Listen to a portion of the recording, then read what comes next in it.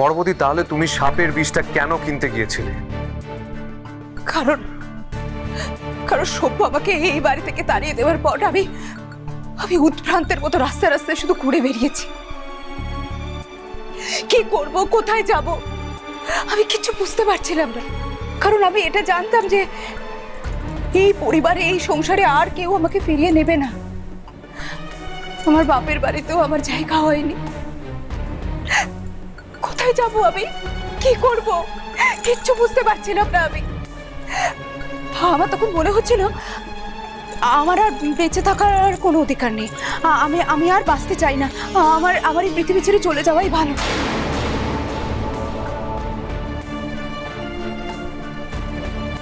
এইভাবে যখন আমি উদ্ভ্রান্তের মতো রাস্তায় রাস্তায় ঘুরছিলাম, আমার একটা সাপুরের সাথে দেখা হয়েছিল। আমি তার কাছে একটু বিষ চেয়েছিলাম, বলেছিলাম যে আমাকে একটু বিষ দেবে, একটু বিষ খেলে আমার একটু প্রাণটা জুড়বে, আমি একটু শান্তিতে মরতে পারবো।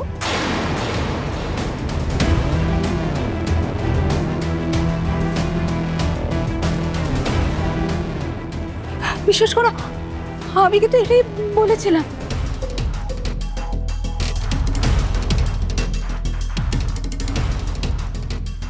তোমাদের যদি বিশ্বাস না হয়, তোমাদের যদি আমার কথা বিশ্বাস না হয়, তাহলে সত্যজিৎ বাবু ডাকুন না সাপুরিকে ডেকে জিজ্ঞেস করুন না কেন আমি বিষ চেয়েছিলাম তার কাছে।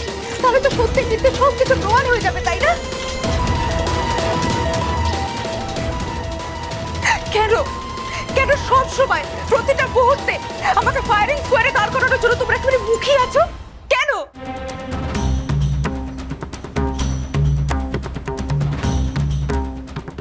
রাঙা, এই রাঙা, আমি জানি, বিশ্বাস কর রাঙা, আমি তোর সঙ্গে অনেক অন্যায় করেছি, অনেক অপরাধ করেছি, কিন্তু আমি তোকে খুন করবো না। না রাঙা, বিশ্বাস কর, আমি তোকে ফাঁসানোর জন্য বাবার গলায় তীর অব্দি মেরেছি, কিন্তু না রাঙা, আমি তোকে কখনো খুন করতে পারি না, এটা আমি করতে পারি না।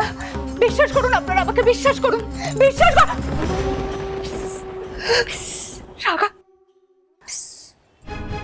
আমি না এই বাড়ি থেকে বেরিয়ে যাবার পরে আমি দেখেছি, আমি রিয়েলাইজ করেছি আমি দিনের পর দিন কতটা অন্যায় করেছি।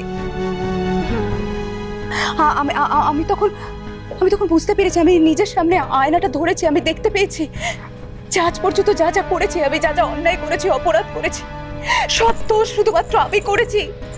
এই পরিবারের সবার সাথে আমি অন্যায় করেছি, আমি অপরাধ করেছি। এই পরিবারের কেউ আমাকে ক্ষমা করতে পারে না, ক্ষমা করার কোনো প্রশ্নই নেই।